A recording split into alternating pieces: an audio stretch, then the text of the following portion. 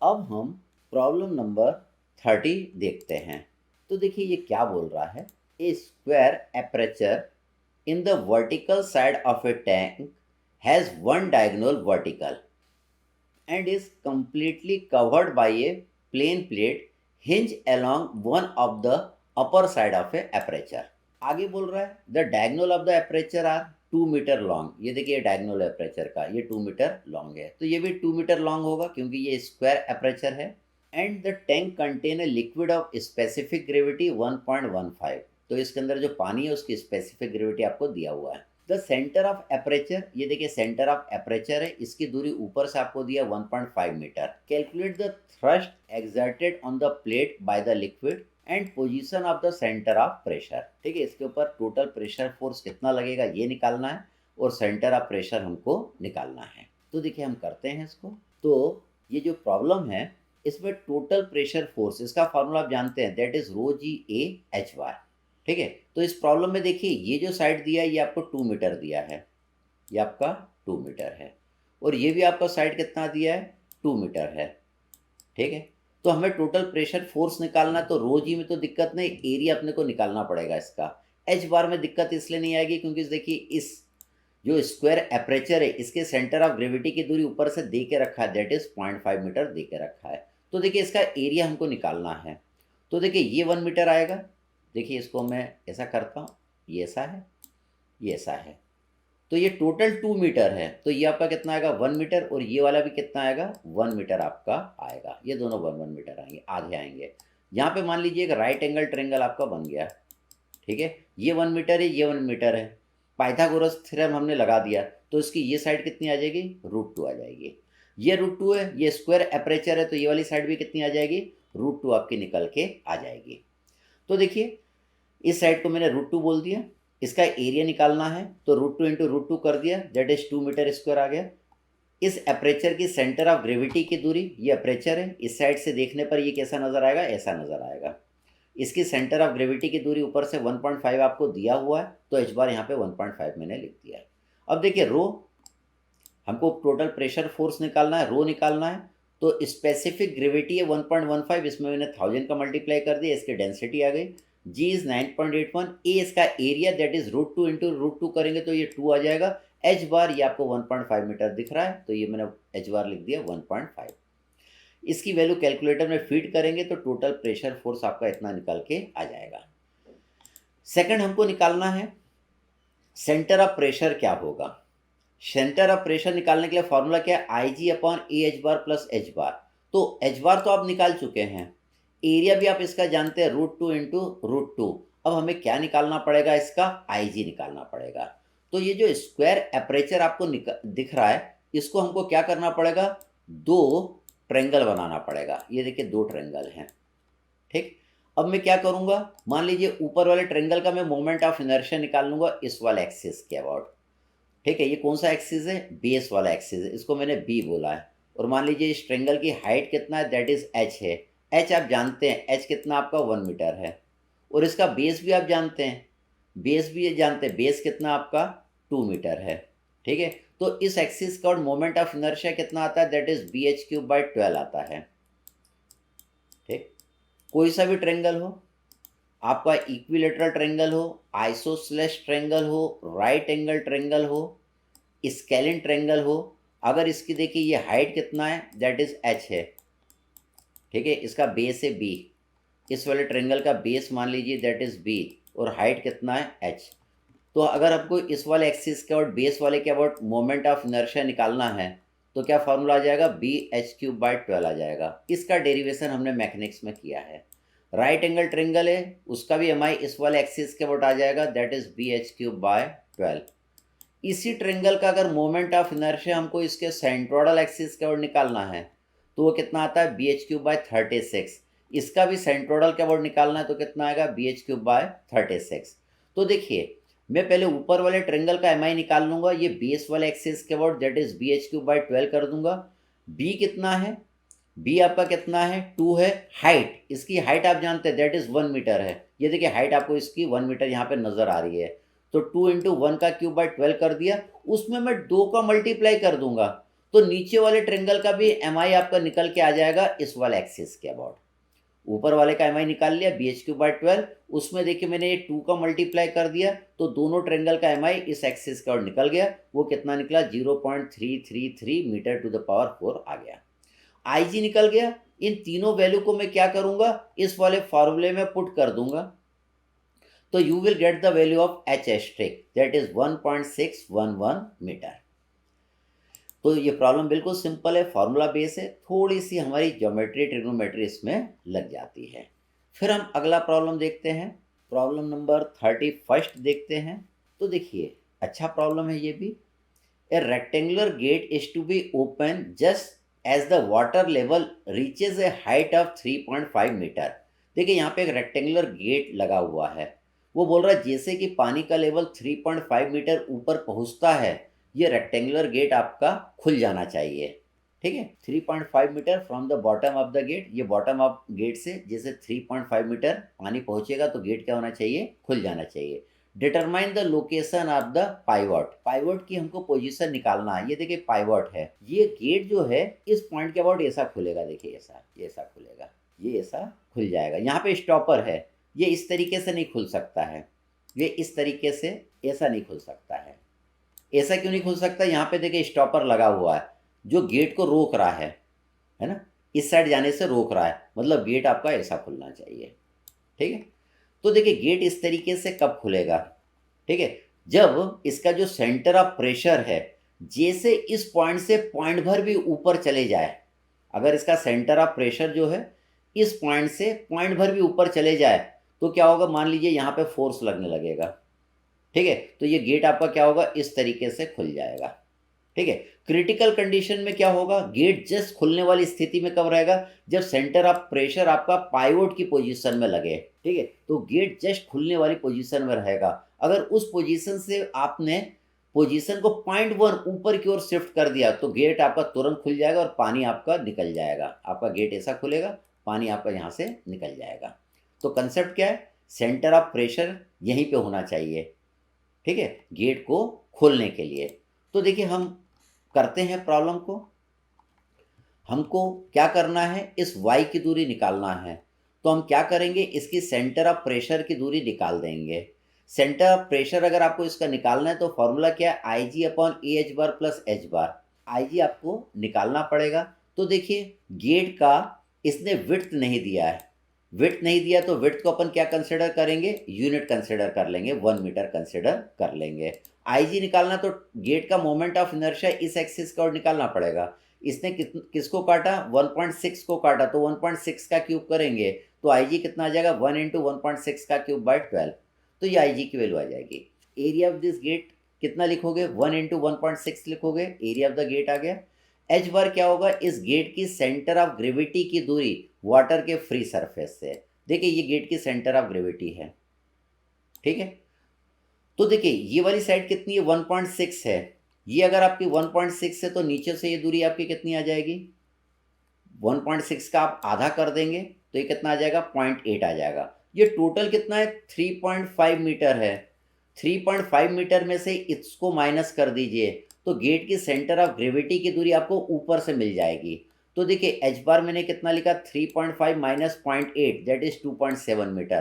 तो गेट की देखिए सेंटर ऑफ ग्रेविटी की दूरी आपको मिल गई, ये इसकी सेंटर ऑफ ग्रेविटी है, ऊपर से मिल गई। ऊपर से आपको कितना मिल गया? That is 2.7 metre. ठीक, अब हमको क्या करना है? हमको एच एस्ट्रिक निकालना है। तो आप आई जी निकाल चुके हो, आप एरिया निकाल चुके हो, आप एच बार निकाल चुके हो, इस फार्मूले में पुट कर देंगे तो एच एस्ट्रिक आपको मिल जाएगा। मतलब आपको सेंटर ऑफ प्रेशर की दूरी ऊपर से मिल जाएगी। It is our H asterisk, this is our H asterisk.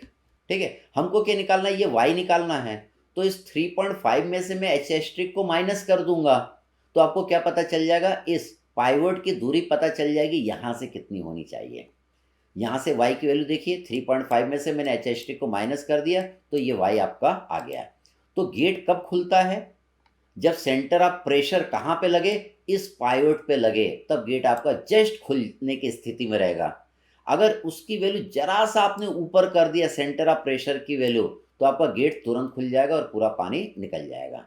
तो आप ये पाइवट की पोजीशन कैसे निकालते हैं, कंडीशन ऑफ इक्विलिब्रियम लगा के, मतलब सेंटर ऑफ प्रेशर पाइवट पे लगा के निकालते हैं। फिर हम एक और प्रॉब्लम करते हैं इसी तरीके का, प्रॉब्लम नंबर 32 हम लोग देखते हैं। ये भी देखिए काफ़ी अच्छा प्रॉब्लम है। ये बोल रहा है a rectangular flash board A B which is 4.5 metre high, इसकी हाइट दिया 4.5 metre and is pivoted at C, C पे पाइवोटेड है।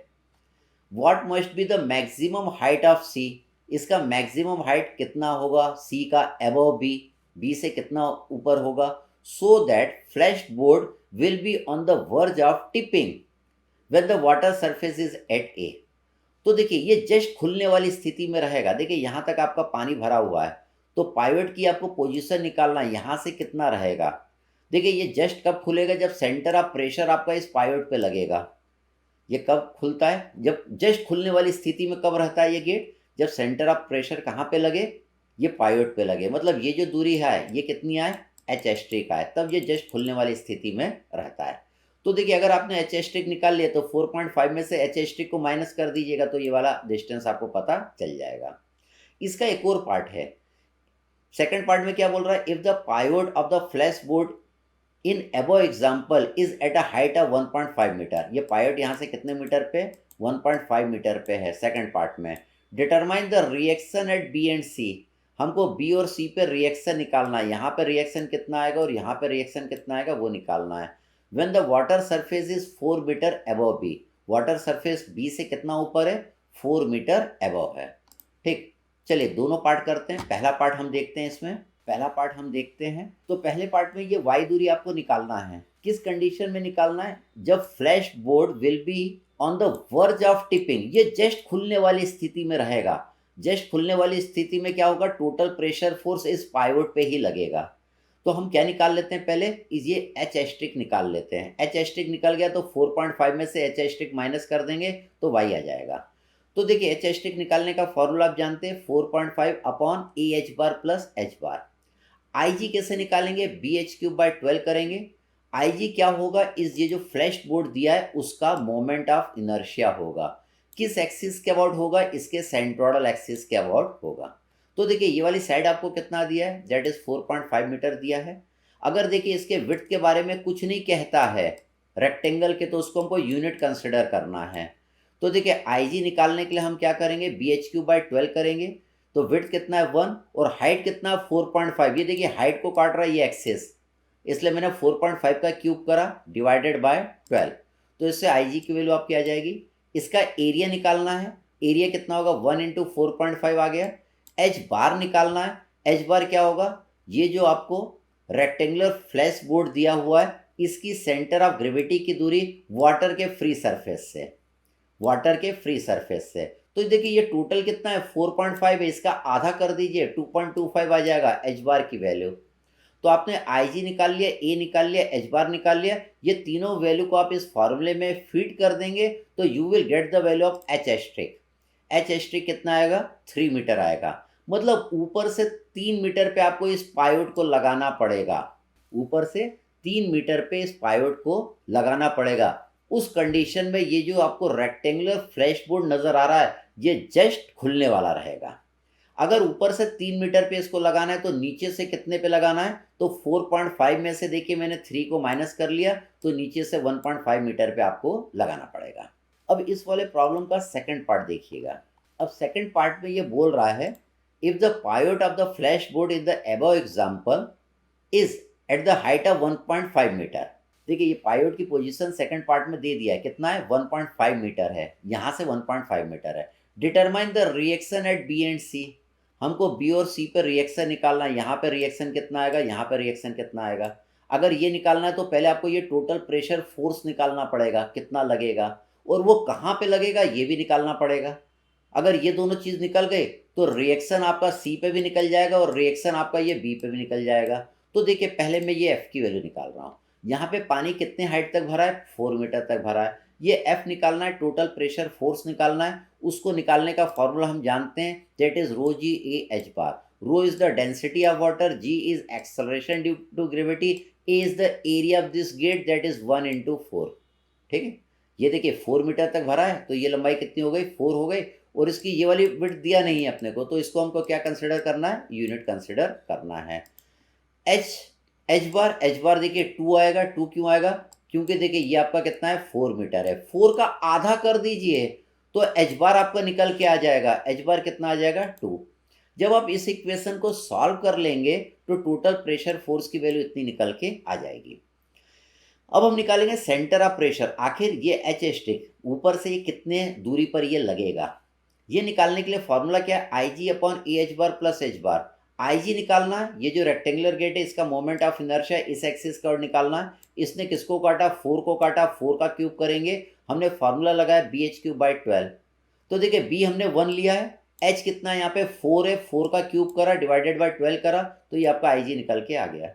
ए एरिया कितना होगा 1 इंटू 4 होगा। एच बार आप समझ चुके हैं, टोटल ये कितना है 4 है, 4 का हम आधा कर देंगे तो एच बार आ जाएगा, दैट इज 2 मीटर।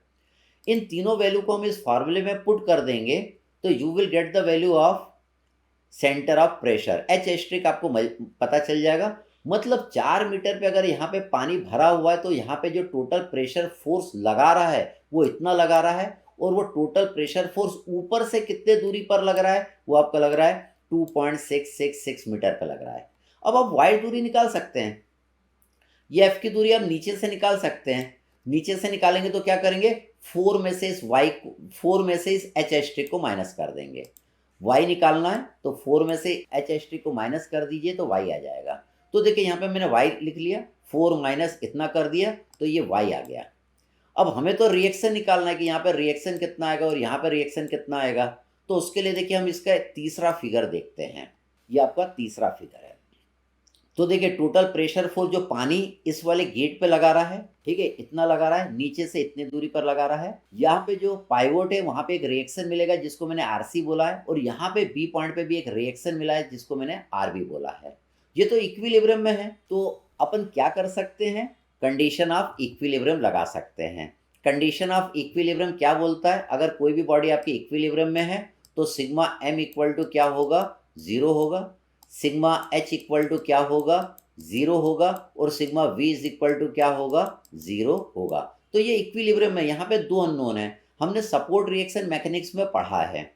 तो देखिए हम क्या करें, हम यहाँ पे मोमेंट ले लें। ये इक्विलिब्रियम में तो क्या होगा, इसका जो क्लॉकवाइज मोमेंट है ये इसके एंटी क्लॉकवाइज मोमेंट के बराबर आएगा। तो देखिए आरसी कितना एंटी क्लॉकवाइज मोमेंट यहाँ पे प्रोड्यूस कर रहा है, आरसी कितना कर रहा है, आरसी इंटू 1.5, तो आरसी इंटू 1.5 लिख दिया। और ये जो 78,480 न्यूटन का जो टोटल प्रेशर फोर्स इस गेट पे लग रहा है वो यहाँ पे कितना मोमेंट प्रोड्यूस कर रहा है, 78,480 इंटू 1.33 कर रहा है। तो इससे आपकी आरसी की वैल्यू निकल गई, इस फोर्स की वैल्यू निकल गई। हमें आरबी भी निकालना है, तो हमने कंडीशन ऑफ इक्विलिब्रियम की सेकंड कंडीशन की मदद ली, that is sigma H equal to 0। या हम क्या बोल सकते हैं, लेफ्ट हैंड साइड लगने वाले फोर्सेस, राइट हैंड साइड लगने वाले फोर्सेस। तो ये दोनों देखिए लेफ्ट हैंड डायरेक्शन में लग रहे हैं, और ये आपका कहाँ लग रहा है, राइट हैंड साइड लग रहा है। इन दोनों को देखिए मैंने इक्वेट कर दिया। जब आप इसको सॉल्व कर लेंगे तो you will get the value of R B. तो आपने आर सी भी निकाल लिया, आर बी भी निकाल लिया। ये काम हमने पढ़ा था, किस में पढ़ा था, जब हमने मैकेनिक्स में सपोर्ट रिएक्शन पढ़ा था। अगर इसमें आपको दिक्कत जाए तो मैकेनिक्स का सपोर्ट रिएक्शन वाला लेक्चर आप एक बार देख लीजिएगा।